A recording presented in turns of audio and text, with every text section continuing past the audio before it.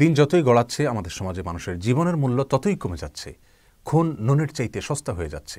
রাসূল করিম সাল্লাল্লাহু আলাইহি ওয়াসাল্লাম পশু পাখি কীটপতঙ্গকে পর্যন্ত দয়া করতে বলেছেন, তাদেরকে পর্যন্ত অকারণে এবং অন্যায়ভাবে হত্যা করতে নিষেধ করেছেন। প্রিয় ভাই বোন আমার, রাসূল করিম সাল্লাল্লাহু আলাইহি ওয়াসাল্লাম বিভিন্ন হাদিস থেকে বোঝা যায় মানুষ হত্যা আল্লাহ সুবহানাহু ওয়া তাআলার কাছে এত জঘন্য অপরাধ যে এর পরিমাণ যখন পৃথিবীতে ভয়াবহ আকারে বাড়তে থাকবে, আল্লাহ সুবহানাহু ওয়া তাআলা পৃথিবীর এই সংসারকেই গুটিয়ে নেবেন। কিয়ামতের পূর্ব মুহূর্তে হত্যার পরিমাণ ভয়াবহ আকারে বেড়ে যাবে এবং যে হত্যা করছে সে নিজেও জানবে না সে কেন হত্যা করছে, যাকে হত্যা করা হচ্ছে তিনিও জানবেন না তাকে কেন হত্যা করা হচ্ছে। আল্লাহ সুবহানাহু ওয়া তাআলা মানুষ হত্যার বিচারকে অত্যন্ত গুরুত্বের সাথে কিয়ামতের দিন করবেন। রাসূল করিম সাল্লাল্লাহু আলাইহি ওয়াসাল্লাম ইরশাদ করেছেন, সহিহ বুখারী এবং মুসলিম একযোগে বর্ণনা করেছেন যে আল্লাহ সুবহানাহু ওয়া তাআলা কিয়ামতের ময়দানে মানুষের মধ্যকার যে পাওনা দেনা সেগুলোর হিসাব নিকাশ শুরু করার শুরুতে একেবারে প্রথমেই মানুষ হত্যার বিচার দিয়ে তারপর শুরু করবেন। আমলের ক্ষেত্রে সালাতের হিসাব দিয়ে আল্লাহ সুবহানাহু ওয়া তাআলা হিসাব নেওয়া শুরু করলেও মানুষের মধ্যকার বিবাদমান যে সমস্ত বিবাদ, যে মানুষের পারস্পরিক হক অধিকার নিয়ে যত বিচার হবে সেগুলোর ভেতরে মানুষ হত্যার বিচার দিয়ে আল্লাহ সুবহানাহু ওয়া তাআলা বিচার শুরু করবেন। রাসূল করিম সাল্লাল্লাহু আলাইহি ওয়াসাল্লাম অন্য হাদিসে ইরশাদ করেছেন, যাকে হত্যা করা হয়েছে কিয়ামতের দিন সে আল্লাহর কাছে হত্যাকারীকে উপস্থিত করে বলবে, আল্লাহ তাকে জিজ্ঞাসা করুন সে আমাকে কেন হত্যা করেছে, কি কারণে আমাকে হত্যা করেছে। আল্লাহ নবী সাল্লাল্লাহু আলাইহি ওয়াসাল্লামের বিভিন্ন হাদিস থেকে, কোরআনের বিভিন্ন আয়াত থেকে পরিষ্কারভাবে বোঝা যায় আল্লাহর সঙ্গে শিরক করার পরে সবচেয়ে বড় অপরাধের তালিকায় উঠে আসে অন্যায়ভাবে কাউকে খুন করার অপরাধটি। রাসূল করিম সাল্লাল্লাহু আলাইহি ওয়াসাল্লাম এ সম্পর্কে যত হাদিস বলেছেন সেগুলোকে বলে শেষ করা কঠিন। আজ আমাদের কাছে খুন অত্যন্ত স্বাভাবিক একটি বিষয়। দু একটি খুনের ঘটনা আমাদেরকে তেমন কোনো টাচই করে না। এমন কোনো হত্যাকাণ্ডের ঘটনা ঘটে যা চাঞ্চল্য সৃষ্টি করে, তাহলে সেটাই কেবলমাত্র আমাদেরকে কিছুটা টাচ করে। আমাদের কাছে বিষয়টা গা সওয়া হলে কি হবে, আল্লাহ সুবহানাহু ওয়া তাআলার কাছে সেটি মোটেও সহনীয় নয়। বাইহাকীর এক বর্ণনায় নবী সাল্লাল্লাহু আলাইহি ওয়াসাল্লাম ইরশাদ করেছেন, লা যাওয়ালুদ দুনিয়া আহওয়ানু আলাল্লাহি মিন কাতলি মুমিন। আল্লাহ সুবহানাহু ওয়া তাআলার কাছে গোটা পৃথিবী ধ্বংস হয়ে যাওয়া এই বিষয়টি যতটা জঘন্য, একটি মানুষের জীবনহানি হওয়া, একটা মানুষ খুন হওয়া তার চাইতে বড়। অতএব আমাদের কাছে, আমাদের সমাজে, আমাদের মিডিয়ার চোখে দু চারটি খুন স্বাভাবিক খুন, দু চারটি হত্যা এগুলো খুব স্বাভাবিক বিষয় হলে কি হবে, আল্লাহর কাছে সেটি মোটেও স্বাভাবিক নয়। বুখারীর অন্য এক বর্ণনায় নবী সাল্লাল্লাহু আলাইহি ওয়াসাল্লাম ইরশাদ করেছেন, লা ইয়াজানাল মুমিন ফি ফুসহাতিন মিন দীনিহি মা লাম ইউসিব দামান হারাবা। এবং একই ধরনের হাদিস পাশাপাশি ভাষার আরও বিভিন্ন হাদিসের কিতাবে বর্ণিত হয়েছে, যার খোলাসা হলো এরকম যে কোনো মানুষ যদি কোনো মানুষকে হত্যা করে তাহলে তার আশার জায়গা ফুরিয়ে যায়। আর যদি মানুষ হত্যা ছাড়া অন্য কোনো অপরাধ মানুষ করে আল্লাহর সঙ্গে শিরক করা ছাড়া, তাহলে সেক্ষেত্রে মানুষের আশার জায়গা আর ফুরায় না।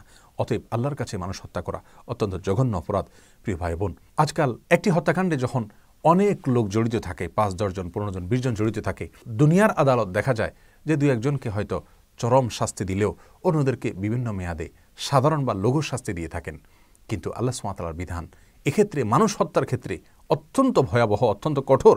রাসূল করিম সাল্লাল্লাহু আলাইহি ওয়াসাল্লাম ইরশাদ করেছেন, তিরমিজিতে হাদিসটি বর্ণিত হয়েছে যে গোটা পৃথিবীর সমস্ত মানুষ, এমনকি আসমানে যারা বসবাস করে তারাও যদি একত্র হয়ে সকলে মিলে নবমণ্ডল এবং ভূমণ্ডলের সমস্ত মানুষ যদি একত্র হয়ে একজন মানুষকে হত্যা করে, আল্লাহ সুবহানাহু ওয়া তাআলা ওই একটি খুনের বদলায়, একটি খুনের শাস্তি স্বরূপ গোটা নবমণ্ডল এবং ভূমণ্ডলের সমস্ত মানুষকে জাহান্নামে দিতে পর্যন্ত কার্পণ্য করবেন না।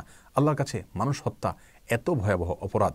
প্রিয় ভাই বোন আমার, ইবনে মাজার এক হাদিসে আসছে রাসূল করিম সাল্লাল্লাহু আলাইহি ওয়াসাল্লাম ইরশাদ করেছেন, ওই আল্লাহর শপথ করে বলছি যে আল্লাহর হাতে আমার জীবন। কাবা এবং বাইতুল্লাহকে খেয়াল করে, লক্ষ্য করে, সম্বোধন করে তিনি বলছিলেন প্রতীকীভাবে যে আল্লাহর কাছে তোমার মর্যাদা যত বেশি, একজন মানুষের জীবনের মর্যাদা এবং মূল্য তার চাইতে অনেক বেশি। রাসূল করিম সাল্লাল্লাহু আলাইহি ওয়াসাল্লাম বুখারী মুসলিম হাদিসে বলেছেন, তোমরা 7টি ভয়াবহ ধ্বংসাত্মক অপরাধ থেকে বেঁচে থাকবে।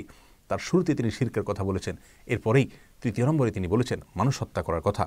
সবচাইতে চিন্তার বিষয় হলো রাসূল করিম সাল্লাল্লাহু আলাইহি ওয়াসাল্লাম ইরশাদ করেছেন, আবু দাউদ হাদিসটি বর্ণিত হয়েছে, কুল্লু যামবিন আসাল্লাহু আন ইয়াগফিরাহু ইল্লা মান মাতা মুশরিকান আও কাতালা মুমিনান মুতাআম্মিদা। যত অপরাধ হতে পারে সমস্ত অপরাধের শাস্তি আল্লাহ সুবহানাহু ওয়া তাআলা মওকুফ করতে পারেন, তবে যে ব্যক্তি মুশরিক অবস্থায় শিরক করতে করতে মৃত্যুবরণ করেছে অথবা কোনো মানুষকে, কোনো মুমিনকে ইচ্ছাকৃত হত্যা করেছে, এই 2 অপরাধ এটা আল্লাহ সুবহানাহু ওয়া তাআলা মাফ করবেন না। এবং কোরআন কারীমের সূরা নিসা 93 নম্বর আয়াতে একই কথা বলা হচ্ছে। আল্লাহ সুবহানাহু ওয়া তাআলা বলেছেন, ওমা ইয়াকতুল মুমিনান মুতাআম্মিদা ফাজাযাউহু জাহান্নাম খালিদান ফিহা ওয়া গাদিবাল্লাহু আলাইহি ওয়া লাআনাহু আ'আদ্দা লাহু আযাবান আযীমা।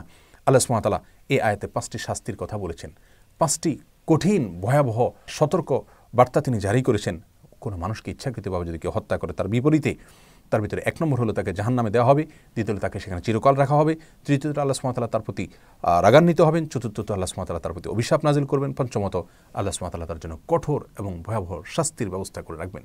মানুষ খুনের এই ভয়াবহ অপরাধ, এটা যদি আমাদের সমাজের খুনিরা জানতো, এর কি চরম শাস্তি আল্লাহ সুবহানাহু ওয়া তাআলা দিবেন সেটা যদি জানতো, তাহলে কোনোদিন তারা খুনের ধারে কাছেও যেত না। সূরা মায়েদার 32 নম্বর আয়াতে আল্লাহ সুবহানাহু ওয়া তাআলা বলেছেন, মান কাতালা নাফসান বিগাইরি নাফসিন আও ফাসাদিন ফিল আরদি ফাকান্নামা কাতালান নাস জামিআ, যে ব্যক্তি কোনো মানুষকে অন্যায়ভাবে হত্যা করলো, সে যেন গোটা বিশ্ব মানবতাকে হত্যা করলো।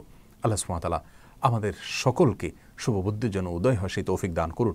আমাদের সমাজের প্রত্যেকটা মানুষের জীবনের নিরাপত্তা আল্লাহ সুবহানাহু ওয়া তাআলা আমাদেরকে দান করুন।